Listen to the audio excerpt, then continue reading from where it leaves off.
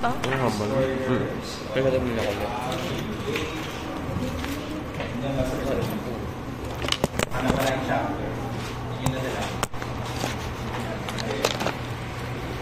Chapter 34.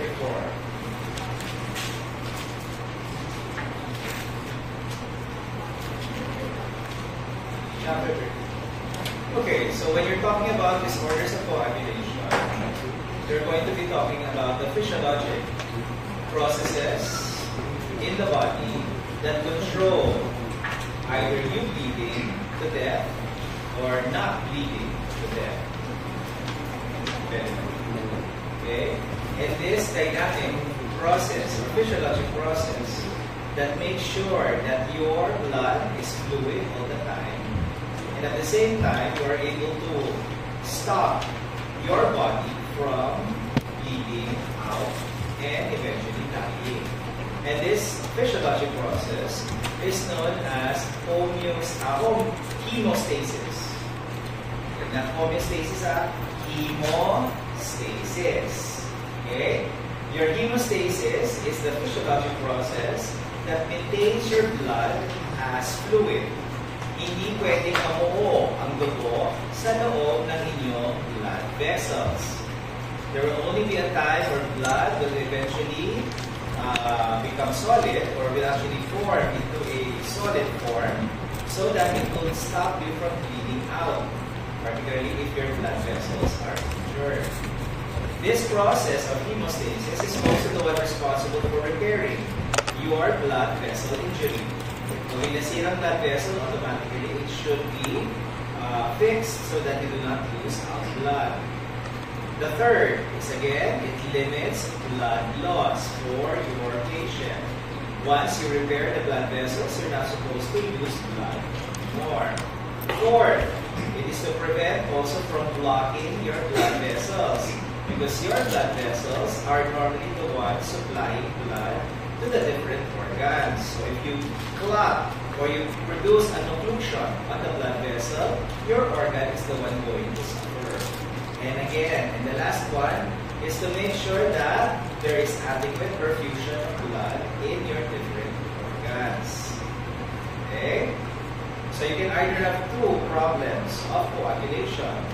You have extreme bleeding, duduguin lang kayo ng basta-basta, at extreme thrombosis. Nagka-clog ang inyong mga blood, causing problems to the organ where the clot happened, where the occlusion happened. And this will represent the breakdown of hemostatic mechanism. Okay? You know probably inherited forms of hemostatic mechanisms that are common, that you probably have heard one way or the other. One would be your hemophilia, your hereditary acquired defects of your clotting mechanism. Hindi sila nagka-clot, kaya sila ay dinudugo. And the other ones are secondary to infection and cancer. Hindi porque wala kayong problema sa pagdudugo, pero kung may problema kayo sa infection and cancer, this can also ruin the hemostatic mechanism. So, pag nag-ending, ang mga pasyente nyo or mga kamag-anak nyo may cancer na advanced stages, will eventually have hemostatic mechanism problems. If your patients have infections, overwhelming infection, it can also produce hemostatic mechanism problems. Okay? So, paano na-maintain ng katawan nyo na fluid ang inyong dugo at hindi nagka-clog yan? Okay? The lining of your blood vessels is technically an anticoagulant structure. It should not be able to produce clotting or coagulation or producing a solid form of blood. Okay, so tuloy-tuloy yan. Hindi dapat dumidikit ang mga form elements nyo sa lining ng inyong blood vessel. Kung sa lining ng tubo, dapat walang sumabit dun sa tubo. Okay, kasi pag may sumabit, ito na yung magkakaproblema kayo at you will have what's known as vascular injury. And when you have vascular injury, yung sa ilalim ng lining ng blood vessel nyo is now a pro-coagulant structure. So pag natapyas yung lining, natanggal yung endothelium, na-injure Yung sa ilalim nun, which is technically the connective tissue, okay, connective tissue na yan, is procoagulant, and that is collagen. Okay? Yung collagen sa ilalim niyan is procoagulant. Pag na-detect ng blood nyo at nakita niya may collagen dyan, idikit dyan ang pinaka-importanting cell or form element ng inyong katawan, and that is platelet. It is platelet. Okay? So, hindi na naman yung collagen dyan. Pag na-expose ang inyong connective tissue ng inyong blood vessel, may isa pa factor na present dyan that will allow your platelets to stick. And that is known as the von Willebrand factor. The von Willebrand factor is a way by which your blood vessels are able to use platelets and plug the effect of your blood vessels. Importante yung platelet. Bakit importante yung platelet? Pumunta doon. Because your platelet produces a lot of substances. One of those substances is a vasoconstrictor, probably serotonin. Ang vasoconstriction will close small defects of your blood vessels. It will also produce what? It will also produce, or it will recruit other platelets to come into the area to plug the defect of your blood vessel. Another one that is also being produced, another substance being produced by your platelet, is part of the family of prostaglandin, and that is your thromboxane. Your thromboxane is a platelet activator and a potent vasoconstrictor. Sabi ko nga, marami pang substance pinuproduce yung platelet nyo. Your platelet produces serotonin, it produces ATP or adenosine diphosphate, which is a potent platelet aggregator. At the same time, your platelets can activate your receptor known as your integrin receptors, which allow the bridging of platelets to one another, producing a platelet plug.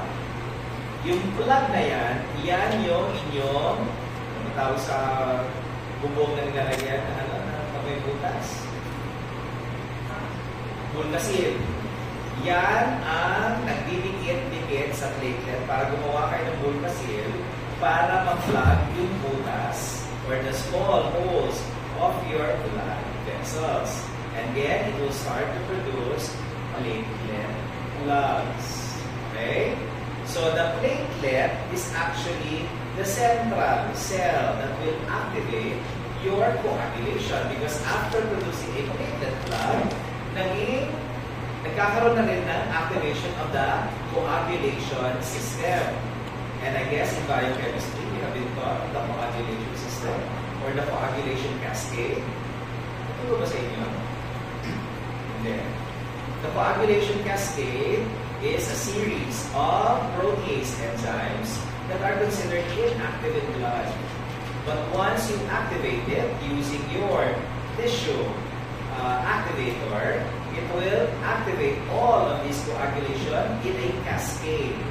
One factor will activate the next factor will activate the next factor until you reach the activation of a single pathway, which is the thrombin pathway, eventually producing or activating the last factor, which is fibrinogen that will produce the fibrin clot. Okay? So, sunod-sunod yan. Pag nagsimula na sa platelet, tuloy-tuloy na yan hanggang sa mag-coagulate kayo. Okay? So, pag nagka-problema kayo sa pagdudugo, dalawa lang ang magiging problema nyo. Number one is the problem with formation of the platelet plug. Pag hindi kayo nakaproduce ng platelet plug, eh hindi matatakpan yung butas na yan. Sabi ko nga sa inyo, isa sa mga sakit na pwedeng sumama dyan sa platelet plug formation abnormality is the absence of the factor known as the von Willebrand factor.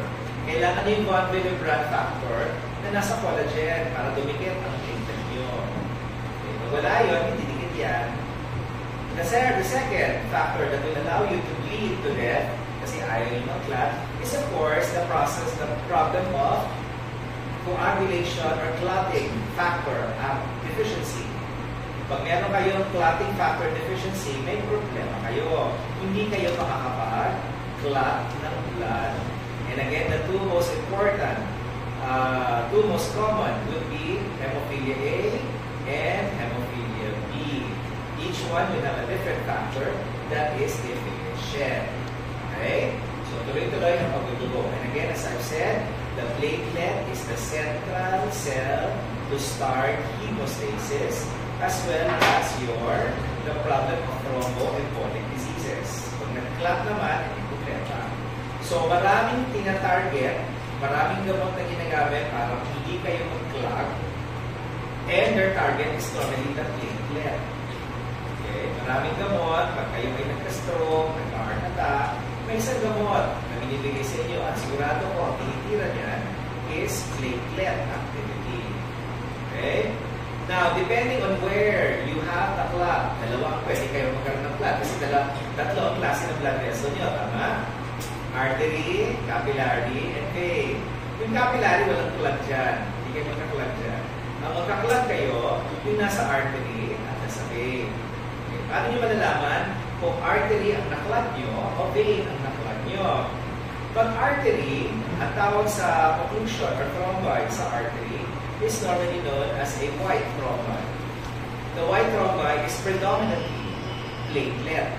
Platelet ang siyang mas marami sa isang white thrombi, and that is artery. Okay?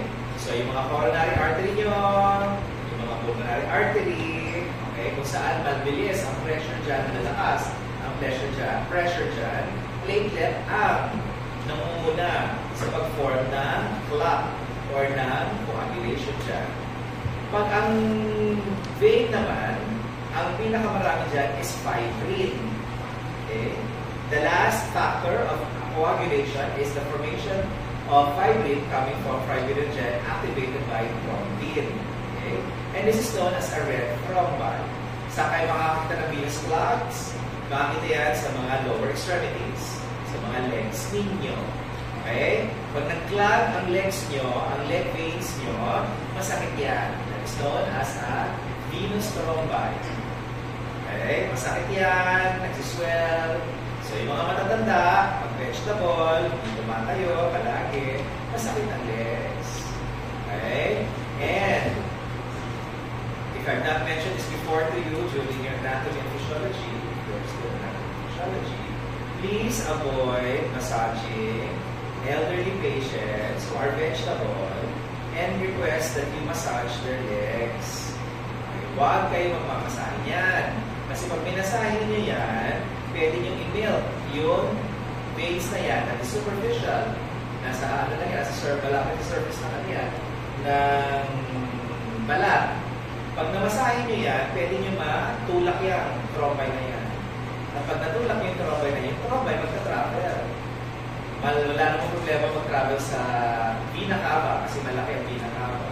Pero pag lumiit na ang daanan niya, hindi nakasya yung thrombi, pwede mag-clog. At ang pinaka-importante nagka-clog dahil sa inyo is the lung vasculature.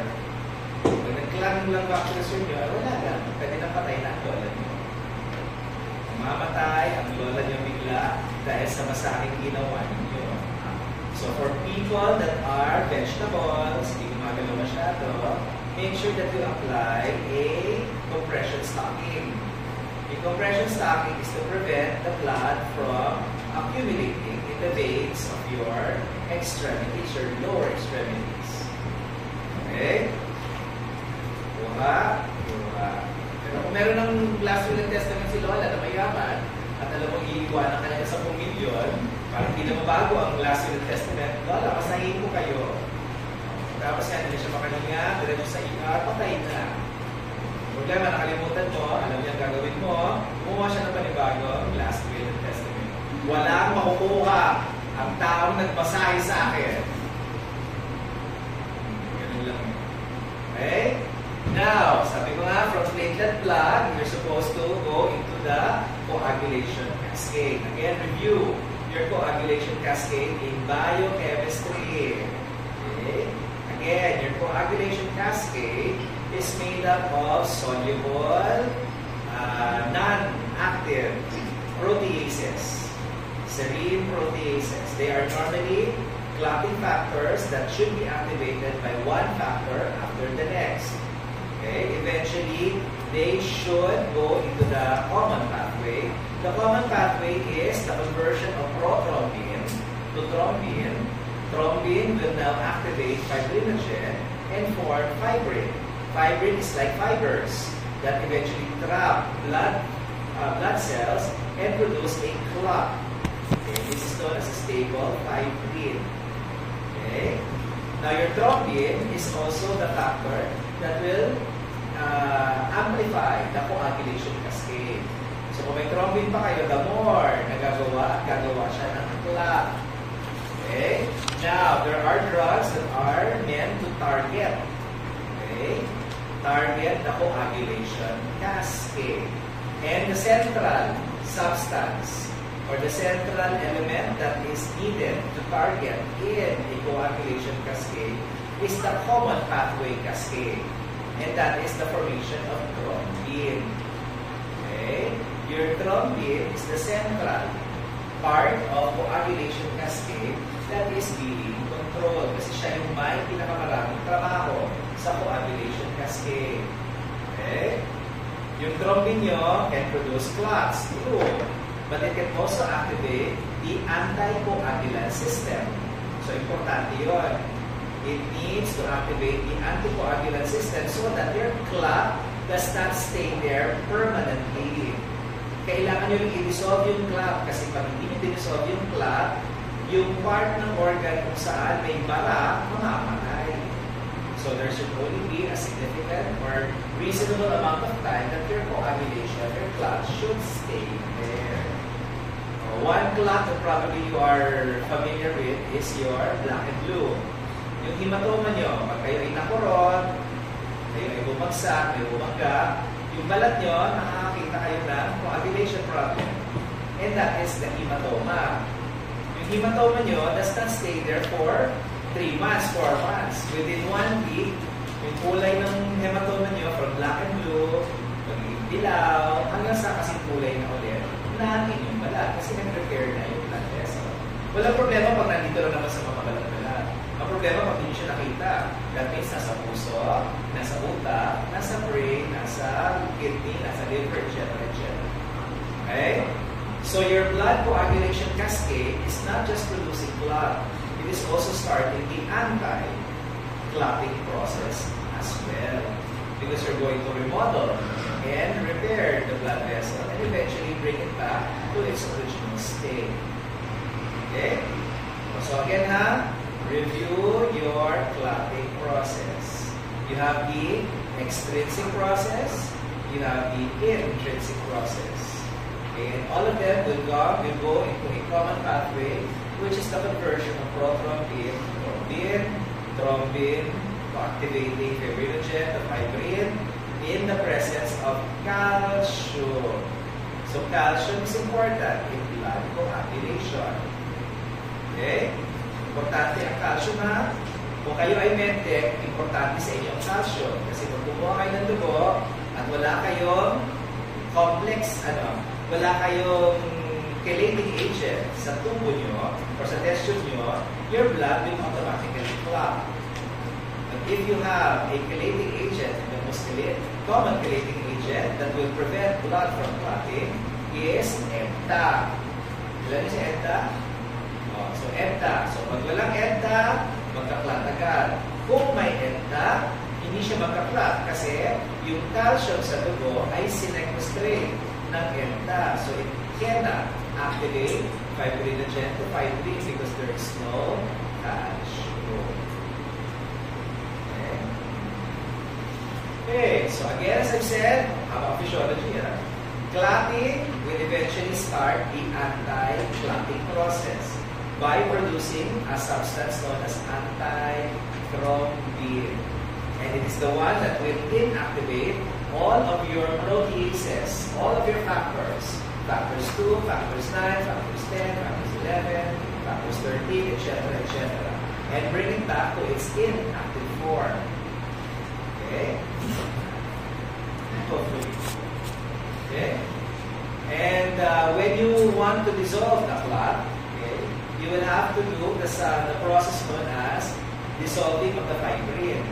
And dissolving of the fibrin is a process known as fibrinolysis. Fibrin lysis. And how do you dissolve fibrin?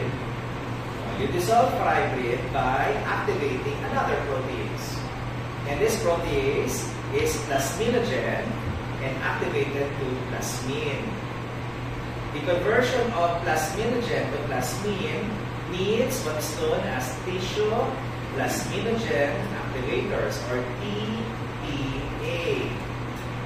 Okay? Without TPA, your clot will not dissolve. It will not be eaten up or undergo fibrinolysis. Your body is equipped with TPA, but it is physiologic in amount. So pag physiologic in amount, napaka-specific sa clot na dinidissolve yan. O ang clot nasa puso, i-dissolve ng clot sa puso. Pag nasa baga, ito dissolve na clot in the lungs. That is specificity if it is physiologic in amount. Pero kung binigyan niyo siya na pharmacologically prepared TPA, that will give you very high levels or pharmacological levels of TPA. It will dissolve all the clots in your body. It will now become non-specific anymore. It will dissolve everything. And you are now at risk for bleeding. Magdudugo kayo bigla. Okay? Pero pag physiologic, specific ang fibrinolysis. Pag pharmacologic, ang amount sa katawan nyo, it will dissolve all clots. And again, you are at increased risk of bleeding. Mas lalo na kung talagang gusto nyo mag-clot naman talaga dun sa area nyo. Okay? So your TPA is produced by your endothelial cells of the blood vessels. But again, it only suffice to produce fibrinolysis on the specific part of that body. Okay? It cannot unclot the other clots. Okay? So pag nagproblema ang clotting, anti-clotting, nagsabay-sabay sila lahat, that means magkakaproblema kayo at duduguin kayo. Kasi ginamit nila lahat ang clotting factors nyo, kasi nag-clot nyo, ang lalabas, hindi na magka-clot ang dugo nyo.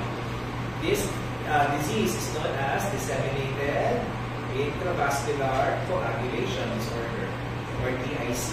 TIC. Pag nag-TIC na ang tao, ay nako, almost dead end na yan. Okay? And TICs are normally secondary to infection. Overwhelming infection, or even overwhelming cancer cells in the body, it will produce hemostatic dysfunctions, which will eventually lead to TIC. Okay? Pero kung kayo ay may fibrinolytic system or TPA sa hospital, it is very good for patients with stroke. It's very good for patients with acute myocardial infarction. Yung mga clogs sa coronary artery nyo at sa cerebral vessels nyo can be given TPA so that it will dissolve that clot and it will return blood flow to that area. Okay. That will increase fibrinolysis. Pero kung gusto niyo naman i-decrease ang fibrinolysis kasi si Timakulangan ay nireregla na walang kumpay. 10 araw na siya, hindi mo tumitigil ang regla. So ano bibigay nyo?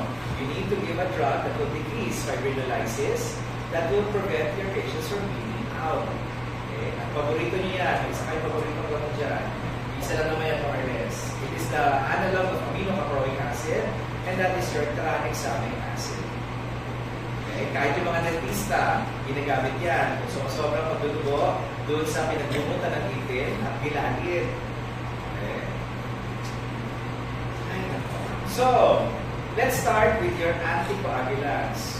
Knowing the principle of coagulation and anticoagulation, let's start with your anticoagulants. Yung mga droga that will prevent your blood from clotting. Okay? Coagulants. Ano sinabi ko? Okay.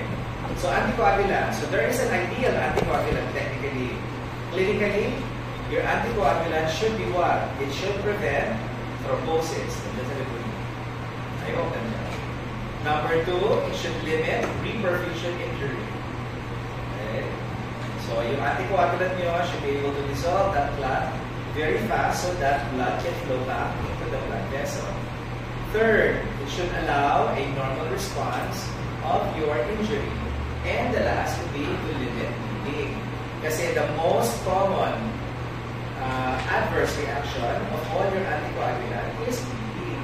Magdudugo kayo pag gumagamit kayo ng anticoagulant. Okay? Anyway.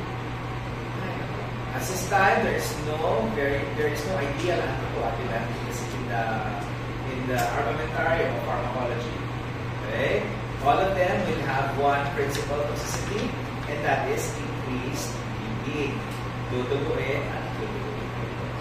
So let's go to the different categories of your anticoagulants.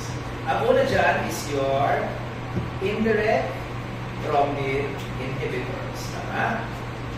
Indirect thrombin inhibitors. Ibig sabihin yan, these are inhibitors that indirectly affects thrombin indirectly. Okay? There are three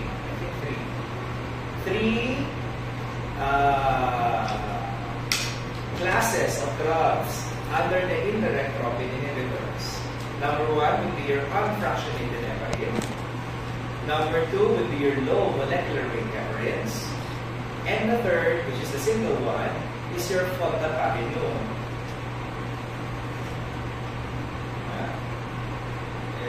Your heparin is a substance, or your indirect thrombin inhibitors does not affect thrombin, but it affects anti-thrombin. Piniprevent niya ang what? It attracts anti-thrombin so that you dissolve the clot faster. Tandaan niyo yung thrombin nyo produces clotting. Pero itong mga gamot na to is supposed to act on anti-thrombin, making the clot faster to dissolve. Okay? At tatlo nga lang, sabi ko, tatlo na ang inyong category, chemical category. Your unfractionated heparin, your low molecular weight heparin, and your fondaparinum. Okay? Again, they bind to anti-thrombin and inactivate factor 10A. What is factor 10A? What is factor 10A? What is factor 10A? Yan, hanapin. Factor 10A. Factor 10A.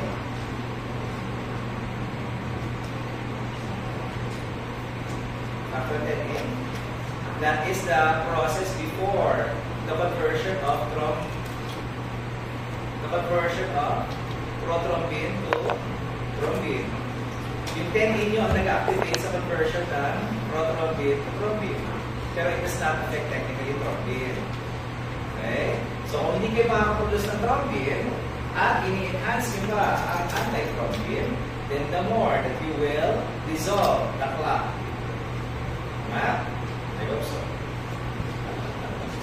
Okay, now, there is a specific part of the anti-thrombin that is being acted upon by these three substances, whether it is your unfractionated heparin, your low molecular weight heparin, and your fondaparinum. And what is this? And what is this part? This part is the last 5 sequence of your amino acid that will inactivate or activate your anti-thrombin. Okay? Yung last 5 sequences or proteins, amino acid sequence of your anti-thrombin that when acted upon will increase the activity of anti-thrombin. Yung last 5. Okay? Kaya lang malaki si heparin, unfractionated heparin. Your low molecular weight heparins are of course small low molecular weight, but your fondaparinum is technically the 5 base or the 5 protein sequences, amino acid sequence of your anti-thrombin. Doon na siya mag-act. Diretso na siya doon. At siya yung pinakamalakas sa lahat. But of course, you can use always your low molecular weight heparin. Okay? So, ang heparin nyo is of course just, your heparin is a naturally occurring substance in the body. Okay? It is a naturally occurring substance in the body. It is a glycosaminoglycan. It is part of your connective tissue. Okay? It is part of your connective tissue. Okay? And without heparin, your dissolving or your fibrinolysis, your anticoagulation property is not going to happen very fast. But with the presence of heparin, bumibilis ang inyong anti-coagulation process. Okay? It is accelerated 1,000 times. Okay? Sabi ko nga, sa high molecular weight or the unfractionated heparin, maliit lang yung part doon na nagre-react sa antiprotein. Yung molecular weight, yung low molecular weight heparin, yung 5-sequence part na. The fondaparinol is already the 5-sequence of amino acid for your antiprotein. Okay? And again, they produce an activity that will increase your antiproteins property. Okay? Okay, now with your unfractionated heparin, ano yung mga unfractionated heparin yun? Yan yung mga heparin na nangyagaling sa anong animal? Anong hayop? Anong hayop? Dalawa. Ang hayop na nagagalingan ng heparin. Tingnan nyo sa label nyo dyan ba? You can either have porcine or you can have bovine. Diba? Ano ba paborito nyo? Pork o beef? Ano? Porcine and bovine. Okay? Yan yung mga heparin na nagagaling sa hayop. And of course, sabi ko nga, mas malaki ang reaction sa high molecular weight heparin or unfractionated heparin because it is animal in origin. Okay? Pero kailangan i-test yan. Okay? Pwede kayo magkaroon ng reaction sa unfractionated heparin. Yung low molecular weight heparin is of course synthetically produced. It is supposed to inhibit factor 10, factor 10A, and of course also accelerate the anti-thrombin activity. Anti-thrombin. So ano yung mga gamot under your low molecular weight heparin? So lahat yan may mga parin. Enoxaparin, dalteparin, tinzaparin. Okay? Yung mga gamot na ito, nakalagay na sa pre-filled syringes. I-inject nyo na lang. Okay? The next time when you become injectors already of medications na malapit na mangyari, hindi na kayo exempted sa pag-inject ha. Pag sinabi ng doktor, bigay yung gamot, kayo ang bibigay ng gamot. Marunong na dapat kayo mag-inject. Okay?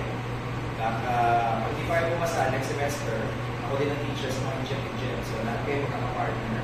So, dadali ako na lang yung babagsak para may inject. Para may inject tayo. Okay? Mag-inject kayo ng insulin, sa or water, or vaccine, kanya-kanyang paraso. Mamili na lang kayo kung sino partner nyo, kung sino gusto nyo pusukan, at kanino kayo. Tagal ko na gusto ipasok yan sa curriculum. Kaya lang, ano daw, project? Human rights violation. Sabi ko, hindi human rights, animal rights violation. Ang animal po yung ginagamit ko. So, hindi naman pwede pala kasi mga animal naman yun. Human yung mga yun. Oo, no medicine kami. Alam nyo na medicine, you cannot get away from not practicing on your partner. Bago kami nakapaglagay ng suero sa mga kamay ng pasyente, nag-practice na kami sa partner. Hindi na lang magaling ako. Swerte yung partner ko. Yung partner ko hindi magaling. Pinagiging yung kamay ko. Malas, di ba? Malas lang yan. So, kung mabigat ang kamay nyo, malas na. So, nag-digress na tayo dito. Okay? So, that is your low molecular weight heparin. Now, when you see the pre-filled syringe of your low molecular weight heparin, may ano na yan, may sariling needle na yan, i-inject nyo na lang. Problema, ang injection ng low molecular weight heparin is subcutaneous. Okay? So if it is subcutaneous, the needle is already enough to give it to the drug in the subcutaneous layer. So dapat ang bigay nyo, kasi pag pinaaral kayo ng injection, pag sinabing subcutaneous, yung angle ng needle nyo is, kung mahaba yung needle is 45 para pumasok sa subcutaneous. Pero yung needle ng low molecular weight heparin, yung maiksi lang yun. So, hindi nyo pwede i-45. Ang injection yan is 90 degrees. Okay, so, kung kayo may kamag-anak na nagpapa-injection nyo ng low molecular weight heparin, ini-inject yan sa dog. Kasi dito makapal yung subcutaneous. Okay? Kung malaki-laki siya, maraming subcutaneous siya. Pwede ka naman i-inject dito sa likod na traso, maraming taba dito. Kasi yun naman yung gumagano. Okay. Okay. So, hanapin nyo lang kung saan mas maraming taba. Pwede naman sa puwet. Kung gusto nyo sa puwet. Okay? So, i-inject nyo yan 90 degrees. Hindi pwede 45. Baka sa dermis na kayo pumunta. Kakapusin na tayo. Okay? Anyway. Okay. So, when you test for the toxicity of heparin, there's one test that will tell you the activity of your indirect thrombin inhibitors. And there is one test known as activated partial thromboplastin time, APTT. Dapat marunong na kayo, di ba? In Farm 1. Sino na-discuss ng APTT naman? APTT and another test later, which we shall describe, is going to detect the activity of your anticoagulant. So, kung gumagamit ka ng heparin, okay, ang monitoring nyo ng heparin nyo, whether it is fondaparinum, low molecular weight heparin, or unfractionated heparin, or high molecular weight heparin, it is activated partial thromboplastin time. Now, makikita nyo sa result nyo, would be seconds. 1 second control, 1 minute control, 1 minute 10 seconds patient. Don't look at the time. You will look at one value only. And the value that you should be looking at APTT, and the next test is your INR. What is INR? INR is your International Normalized Ratio. That is the activity of your coagulation. So dapat, ang normal coagulation should be the value of 1. Pag value of 1, that means normal yan. Yan yung normal na nangyayari sa katawan mo. Pag tumaas ang numero more than 1, that means nagiging malamnaw ang inyong dugo. Mas nagiging more anticoagulant siya than coagulating. Okay? So kung nagkaroon kayo, pag may APTT, kailangan yung mag-prevent ng clot, ang INR nyo should be at least 2 to 2.5. Yan ang sinasabi nyo, yung tina-target nyo, 2 or 2.5, para hindi mag-clot yung dugo ng pasyente nyo on heparin. Okay? Pero pag sumobra na kayo sa 2.5 at nag-3 na kayo, higilan nyo yung anticoagulant. Mas lalo magdudugo ang pasyente nyo. So at the most, 2 to 2.5 lang ang INR. Kasi kung hindi, duduguin na ang pasyente nyo. Okay? So again, the major toxicity of your IDR or your indirect thrombin inhibitors is of course bleeding. Okay. Second would be what? Would be reactions. Mas lalo na pag animal source ang inyong anticoagulant. Bovine and porcine. Okay. Allergy. Kasi pag may allergy kayo, meron na kayong susunod na sakit ng heparin.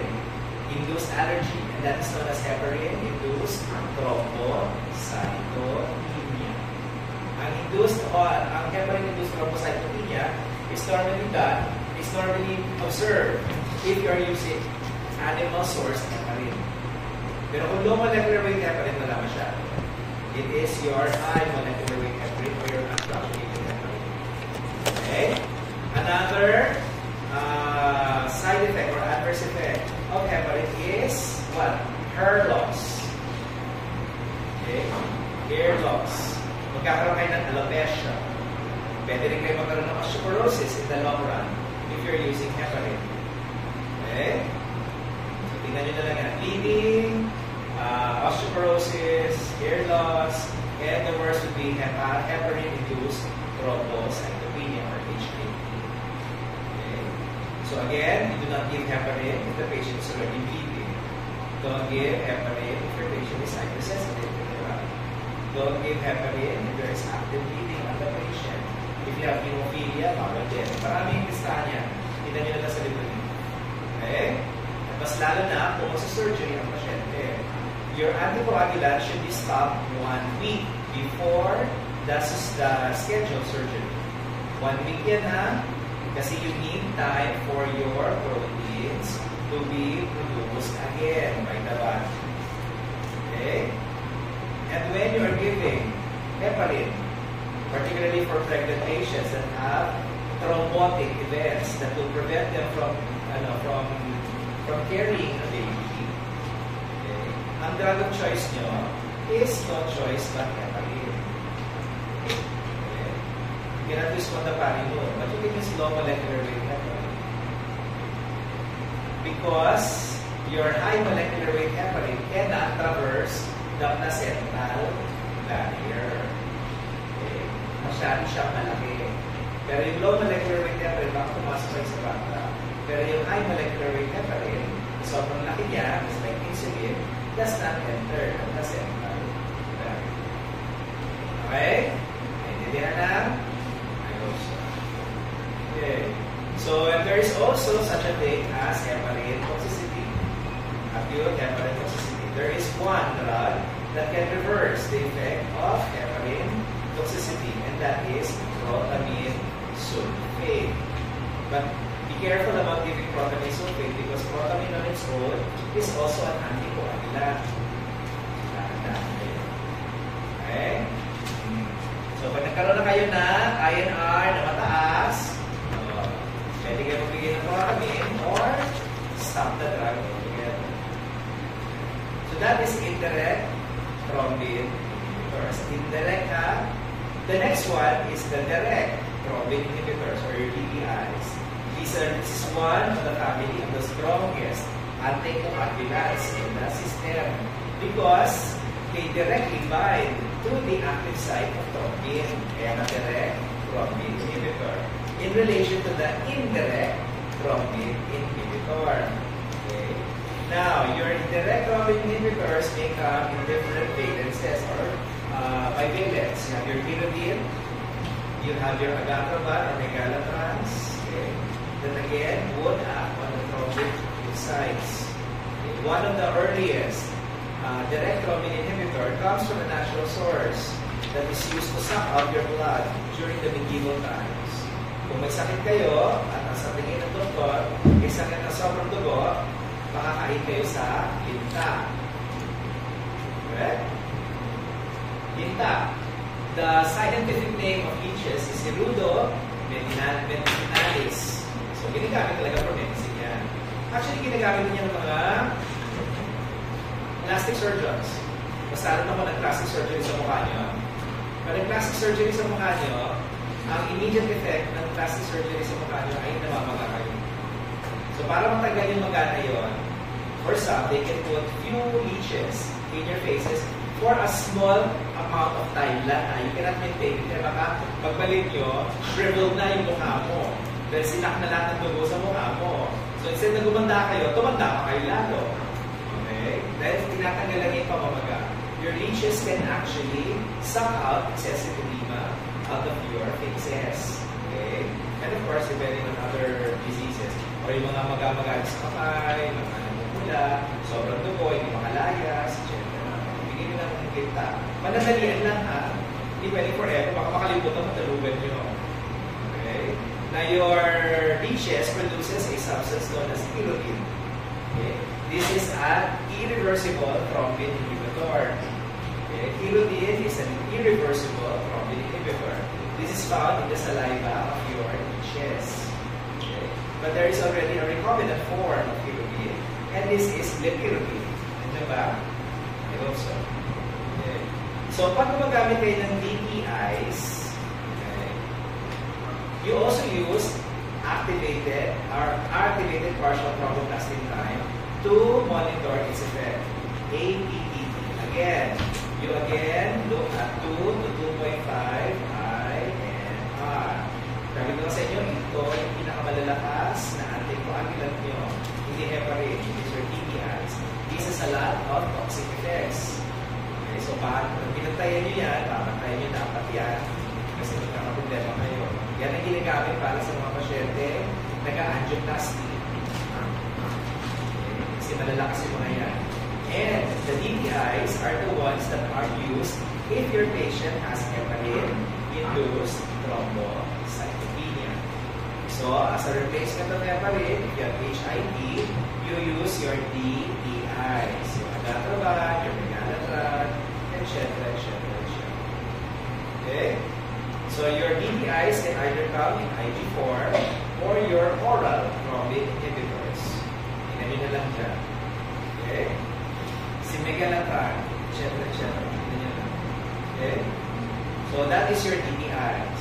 Again, your DPIs are one of the strongest anticoagulants in the system. The third anticoagulant is now your biologically derived anticoagulant known as coumarin. Coumarin is an anticoagulant, and it has been discovered secondary to what? To in your book it says discovery when there was hemorrhagic disease at the cattle when they started eating clover silage. O ano man yung pagkain. Dinugo sila ng dinugo. And the substance that caused the bleeding of the cows is coumarin. Okay? Now, this coumarin was further investigated by Wisconsin, the research center of Wisconsin. That's why coumarin started to have another name, secondary to the research laboratory, which is your Wisconsin Alumni Research Foundation, and added arin in the last. So coumarin became warfarin. Okay? But coumarin and warfarin are technically the same. The initial intent of warfarin and coumarin is for rats. Ito ay para patayin sino ba? Si Ratatouille. Okay.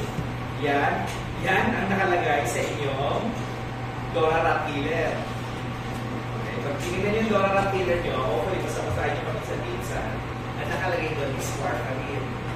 Okay. But some people use warfarin, particularly for those that have undergone heart surgery or that has undergone heart transplant or valvular transplant or basta repair of the heart.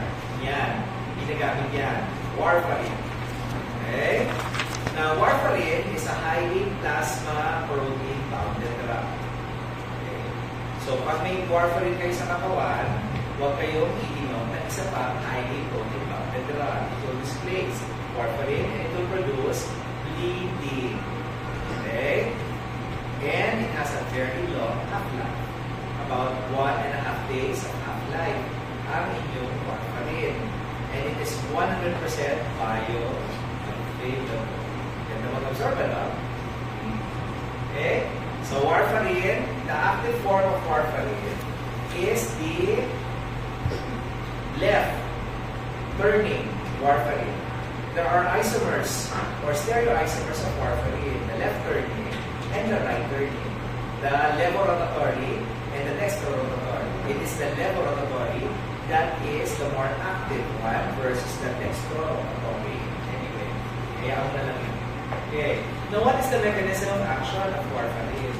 Warfarin is specific to inhibit 4 clotting factors. What are these clotting factors? These clotting factors are 2, 7, 9, and 10. Alamin niyo yung mga pangalan yan, ha? 2, 7, 9, and 10. Ano ba yung 2? Pangalan? Protropin. Ano ang 7? Anong 9? Anong 10? Now, these 4 clotting factors are termed as vitamin A dependent clotting factors. So, pag sinabing vitamin A dependent clotting factors, their formation is dependent on one substance, and that is vitamin A. Without vitamin A, you will not be able to form these 4 clotting factors. Eh, saan nanggagaling ang vitamin A sa katawan nyo? Saan nanggagaling ang vitamin A sa katawan ninyo? And saan nanggagaling ang vitamin A sa katawan nyo? Ano? Siya ay nanggagaling sa inyong colon. Sa colonic bacteria ng inyong katawan. colonic bacteria of your body produces vitamin K. Okay? When you were born, your colon is sterile. That means the baby that just came out did not have colonic bacteria. So that means wala siyang ginagawang vitamin K. Kaya isa sa mga department na nagre-request ng vitamin K sa hospital is the nursery. It is a mandatory injection for all newborn babies to prevent intraventricular hemorrhage because your babies do not have the 4 vitamin K dependent clotting factors. Kasi wala kasi kayo rotate, hindi pa kayo nag-rotate sa ospital kung ano-ano. So, hindi nyo pa alam ang gamot na hindi-request ng kada department. Pero sinasabi ko na sa inyo, kung sakasakali nasa pharmacy na kayo, pansinin nyo yung vitamin K nyo, ang number 1 nagre-request yan is the nursery department, the pediatrics department, because your newborn baby does not have colonic bacteria. And since you don't have colonic bacteria, you are not producing vitamin K. A newborn baby na nanganak sa bahay, kung maswerte siya, hindi siya tutuloy ng utak. Pero kung dinugo ang utak niya, dahil hindi siya nabigyan ng vitamin K. Ano yan, ha?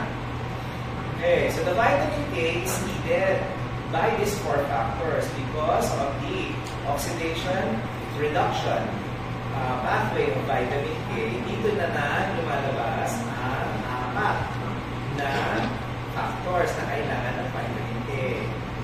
Okay? Now, the half-lives of the different factors are different. Okay? Clotting factor 7 will have 6 hours. Clotting factor 9 is 24 hours. Clotting factor 10 is 40 hours. And clotting factor 2, which is thrombin or prothrombin, is 60 hours. Ito yung mga half-lives ko mga yan. Kaya yung inyong warfarin that produces an irreversible effect, okay, will end or will have its maximal activity once you deplete your clotting factor 2. At 60 hours, wala na. Magkano na yan, magiging tubig na yung dugo nyo. And you need certain amount of time for your clotting factors to be regenerated again once you give vitamin K. Okay? So, kung kayo, ang pasyente nyo ay naka-warfarin, that means kailangan nyo pantayan ang dugo ng pasyente nyo. Hindi na APTT ang gagamitin nyo. Ang gagamitin nyo is now PTT. Or PT or prothrombin time. Okay? Kasi yung 2 ang pinaka-importante doon. Prothrombin time. Okay? And again, do not use the minutes and seconds in relation to the control and patient. You're also using the INR value of PT. So the value of 1 is normal. Anything 2, 2.5 is coagulation. That means you are successful in the anticoagulation of your patient. Okay? Okay? Now, you do not use warfarin for pregnant patients that need anticoagulation. It can cross the placenta.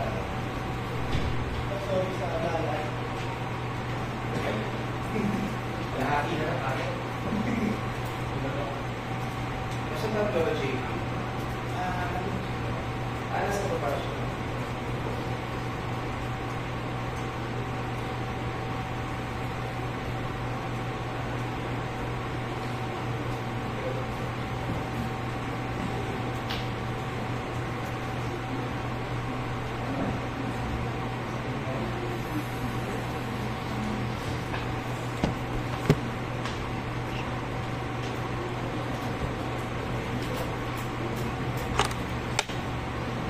Okay, so you do not use warfarin for pregnant patients. You will certainly kill the baby. Mamamatay ang baby. At maraming problema yan na birth defect. Pag gumamit kayo ng warfarin sa isang pasyente, buntis. ha, 80, INR, ganyan na yan. 2 to 2.5, yan, naman the same. Pwede ko mabagta ng 3 ko yan. Okay? So, with warfarin also, warfarin is also part of your anticoagulant that is considered an enzyme inducer. Plus, its plasma protein binding capacity, mas lalo na. Okay? So, yan. So, when you have bleeding on your patients using warfarin, then the first thing to do is what? To stop giving the drug. Number 2 is to give the antidote for warfarin toxicity, and that is vitamin K. Kung kahit binudugo ka ng pasyente nyo, then that means you need to replace immediately the clotting factors. And your clotting factors are normally found in the part of blood known as the plasma. So, bibigyan nyo ng pasyente nyo ng fresh, frozen plasma. Or, you can give the specific anticoagulant that may be present, which is also very expensive. Okay? So, vitamin K, vitamin K, vitamin K. So, kung kayo ay may alagang daga at nakakain ng Dora killer, ano ba sa atin? Kasi ang nanay nyo naglagay ng Dora killer para patayin yung alaga ng daga, vitamin K ko ang ibibigay nyo. Hindi naman immediate na mamatay ang daga yung vitamin K. Kailangan matipid nyo yung clotting factors nyo bago duguin ang buong katawan niya. So, that is talaga 6 hours, 24 hours, 40 hours, and 60 hours. Diba? So, hanggang sa maubo siya, so 68 na ng hours, ilang days na 60? 24, mga 3 to 4 days. Yung 3 to 4 days, patay na yung daga kasi dudugoy na siya. Kasi naubos na lang ang clotting factors. Well, the 4 dependent clotting factors, vitamin D dependent factors. Ay, naku. Okay? Warfarin, coumarin. Okay? The next one, that will also dissolve clots and produce anticoagulation would be what? Your fibrinolytic drugs. The drugs that will dissolve clots. Okay? And the ones that will dissolve clots are those that can activate your plasminogen to plasmin. They produce a generalized lytic state, meaning all the clots in your body will dissolve. Lahat ng clots. Okay? So, talo niya yung heparin. So, itong mga gamot na to, some of them are the kinases, streptokinase coming from streptococci.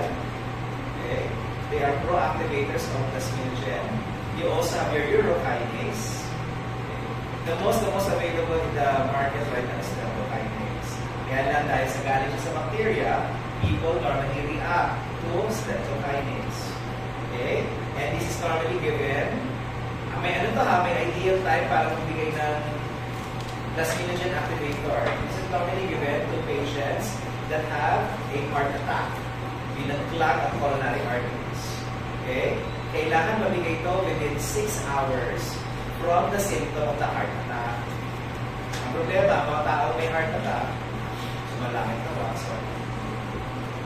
Pag nag-complain sila, hindi immediate ang punta nila ng ER. Iintay pa yan. Hanggang sa talaga masakit na, saka na magpapadala sa ER yan. Tapos, traffic pa. Ang traffic, sabi ko, ang golden period yan is 6 hours. 6 hours. If you get to the ER within 6 hours of the chest pain at nakita sa inyong ECG na meron kayo myocardial infarction, you can be given a fibrinolytic therapy. And it will save your heart muscle very well. Streptokinase. Yan ang mahal yan. Alam mo ngayon magkano na ba siya? Parang 50 million naka-range. But that's one time na naman. Yun nga na po, umabot ka. Pero kung more than 6 hours na yan, you can always try, but I don't think sabi nila, it's the golden period 6 hours. Okay? Meron pa kayong anistreptilases. Okay? Now, the best one right now, which is also expensive, are your TPAs. Your tissue plasminogen activators. You can easily identify them because the ending of your TPAs are the place. The place. Okay? The place, then the place, then the place. They are TPAs that are formed by recombinant DNA technology. Okay? The place. So kung kaya sakasakali meron kayo myocardial infarction, okay, and you went within 6 hours to the hospital, and hopefully your hospital has TPA, you can be given this. Actually, pwede na kayo bigyan yan kasi ang PhilHealth na malaki na ibigay na subsidy para sa the place. So, technically, baka 5,000 na lang isi-shell out nyo kaysa sa the usual 50,000. Okay? Hopefully. Okay. So, you can use this for patients with pulmonary embolism. Yung lola, minasahin nyo ang legs kasi nakita nyo na, napakamamana na kayo ng marami. So, kailangan mamatay na si lola. Okay? Kasi baka magbago maisip. Okay? Kasi isa kayong intrimitina. Okay. Okay. Gumawa pala siya ng second wheel. Okay. Pulmonary embolism, deep vein thrombosis, acute ascending thrombophlebitis, and of course, acute myocardial infarction. Okay? So, kung meron kayong ganito, then you can be given TPAs. As long as it is ischemic stroke or an acute myocardial infarction at one bleed kung utak man, dapat sa CT scan, hindi nagdugo ang utak nyo. Hindi pwedeng bigyan ng TPAs ang isang stroke kung saan pumutok ang ugat. Kailangan yung nag-block yung ugat. Okay, nag-block ng clot. Hindi pwedeng tumutugo utak. Kasi pag tumutugo utak, ang binigyan nito, mas lalong tumutugo utak nito. It has to be an ischemic stroke, not a hemorrhagic stroke. Okay? And again, sabi ko sa inyo, it is a thrombolytic therapy that is beneficial for acute myocardial infarction. But there is a golden period. Again, the golden period is 6 hours. Okay, hopefully 6 hours. Okay? Of course, isama nyo na yung mga gamot na iniinom ng pasyente, anti-hypertensives, anti-lipidemic drugs, etc. Okay. Okay, that is your TPA. Another of your anticoagulants or prevention of coagulants would be directed towards the central cell that is the culprit of your coagulation or clotting process.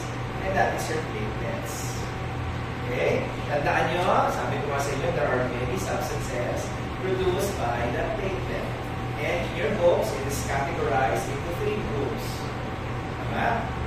First group would be your what? Your membrane receptors. Your secondary group would be your prostaglandins. And the third group would be your what? Your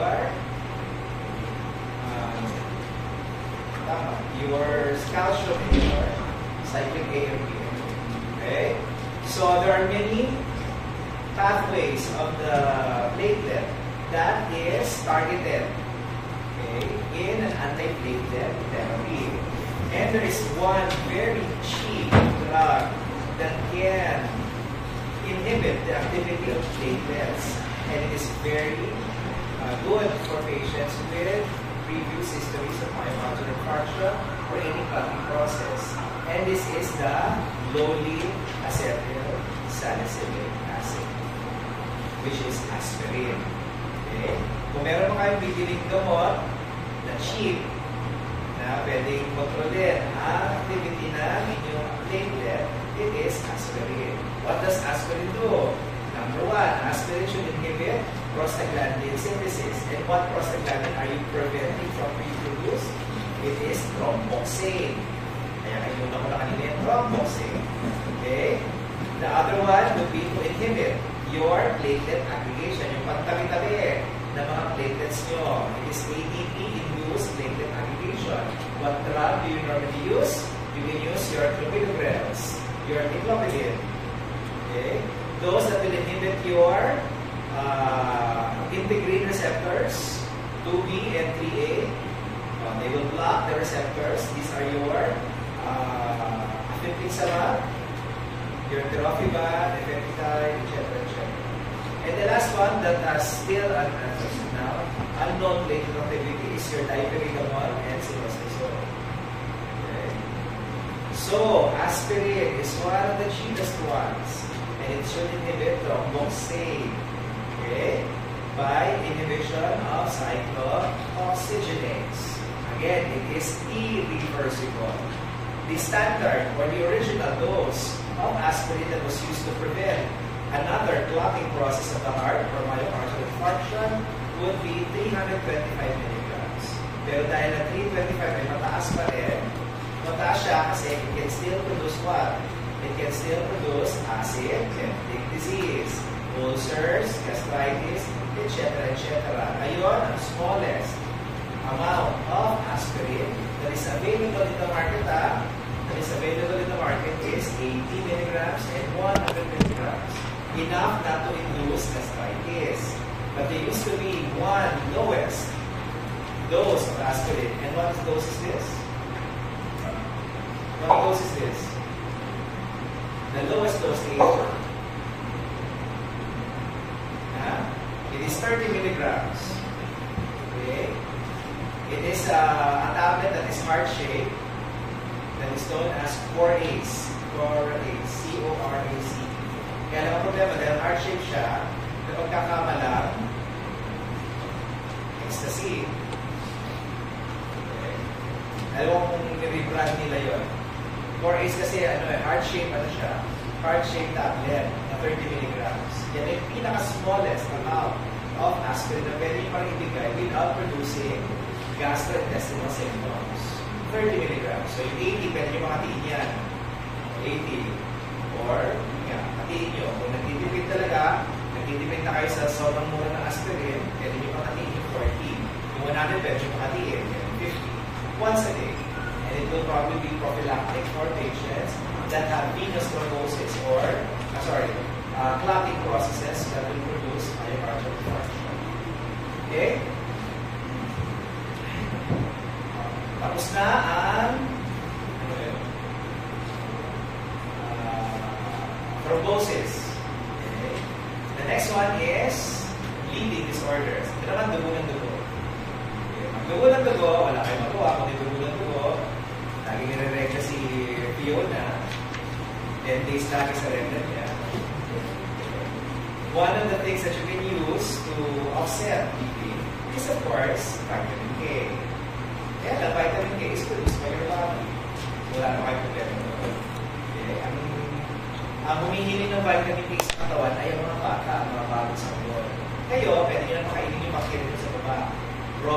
Prebiotics. You can give them prebiotics so that your vitamin K is good. Do not take unnecessary and prolonged treatment of antibiotics because it will kill the bacteria that produces vitamin K. So if you have excessive or unnecessary use of antibiotic na gusto mo lang, tapos tinagal mo pa, pinapatay mo dyan, hindi naman yung mga bacteria sa labas ng katawan mo. Pinapatay mo yung bacteria doon sa bituka mo. Tapos ang antibiotic na dinudugo na yung ilagit nyo kasi kulang na ang vitamin K.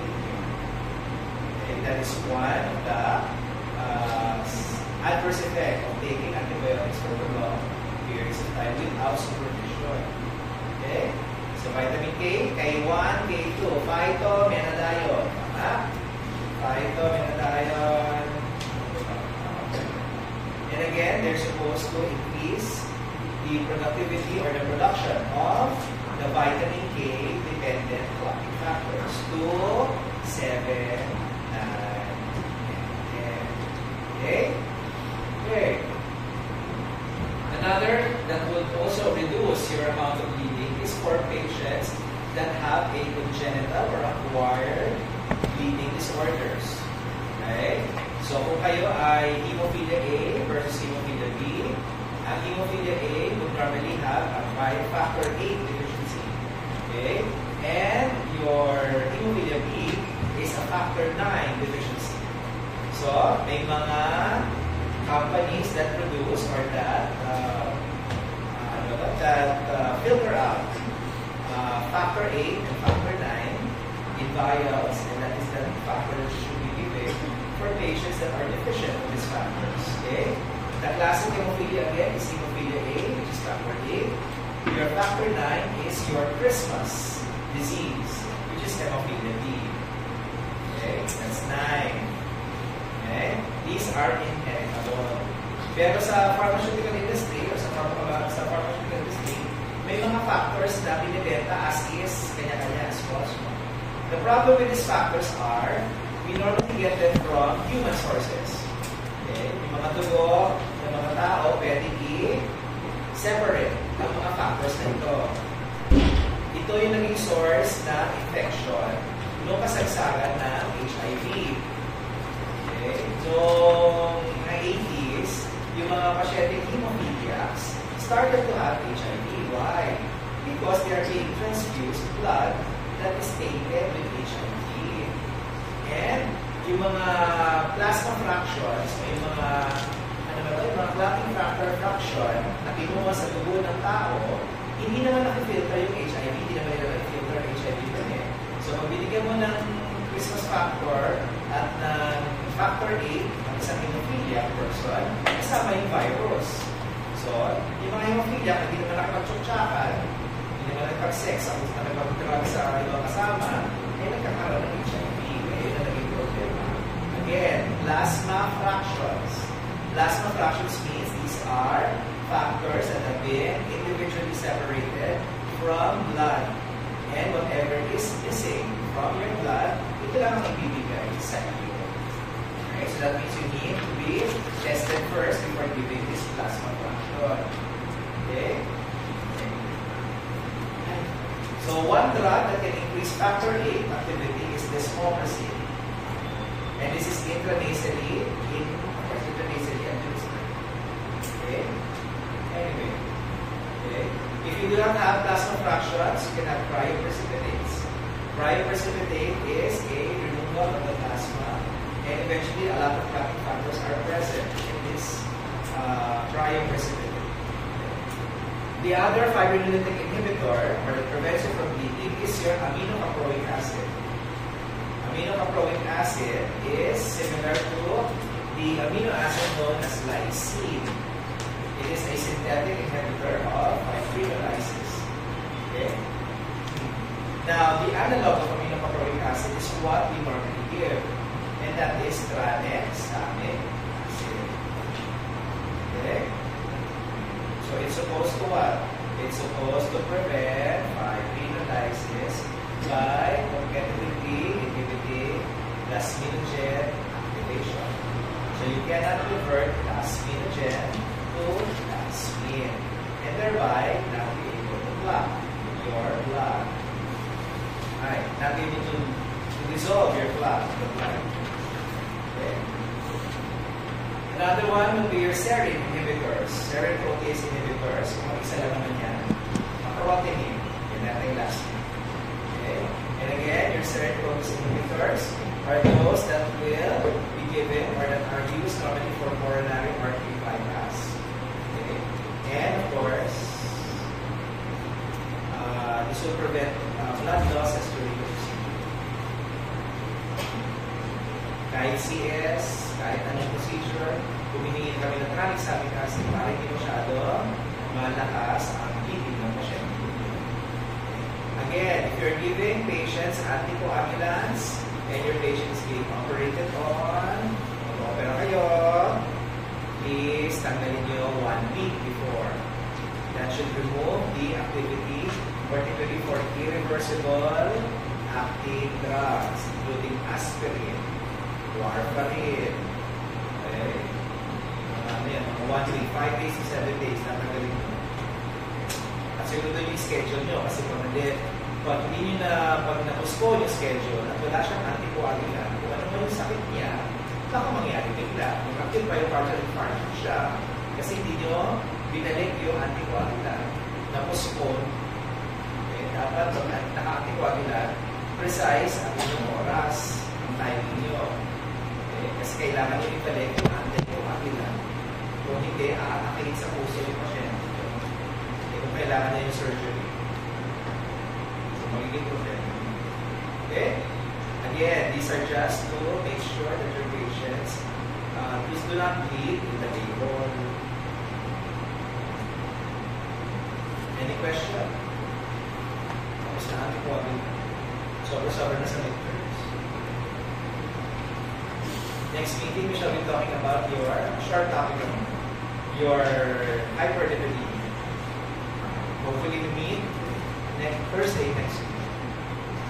Wala na tayo meeting sa Thursday.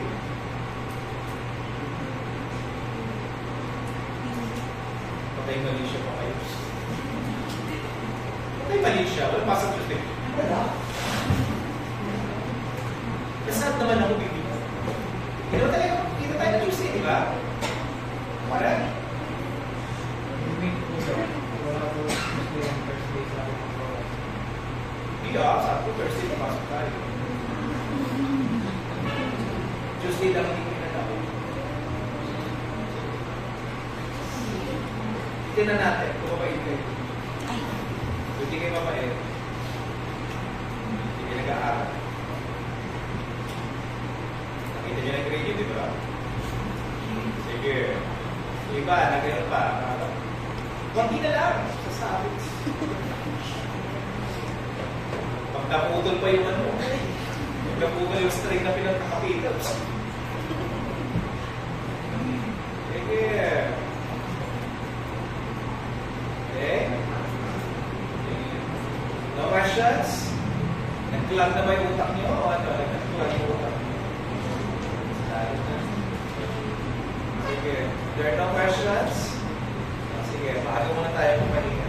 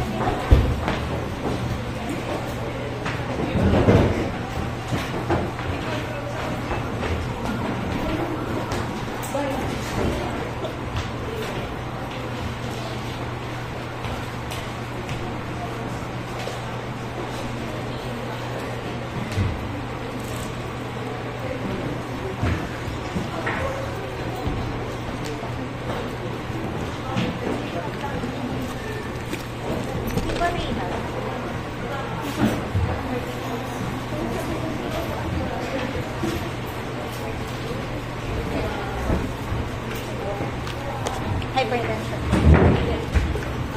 Ay, hindi ko alam kung ilang.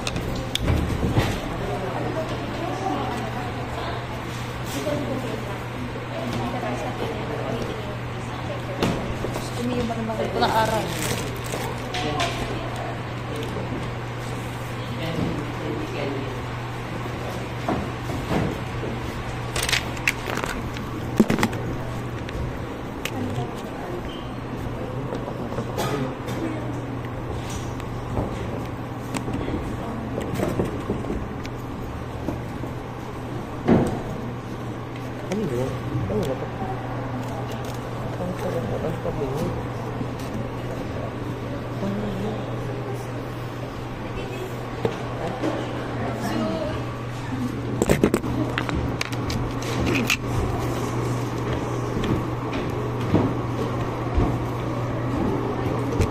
Naka-survive ka.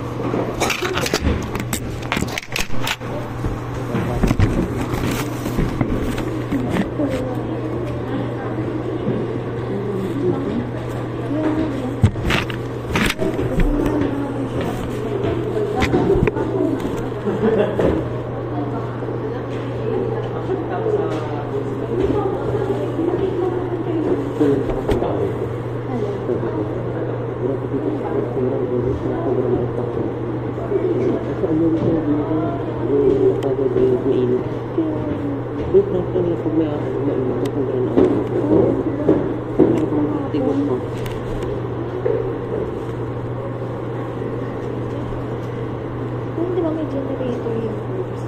May generator. Dumaan nga, dumaan nga kami doon sa ano, may harap. Ang init. Sobrang init. Ang init na. Oo. Sobrang.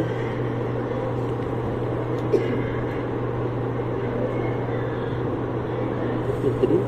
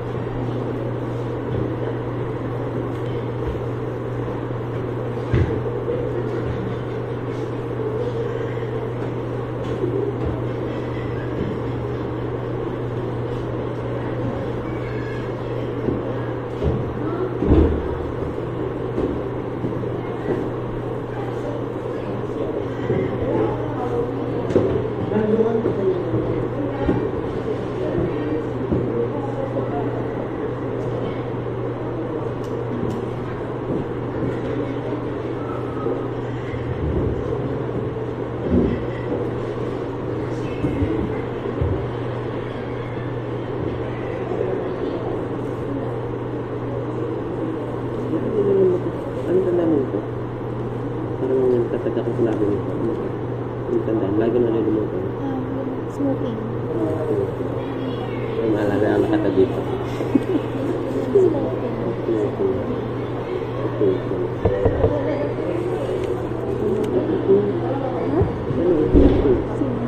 Hindi pa.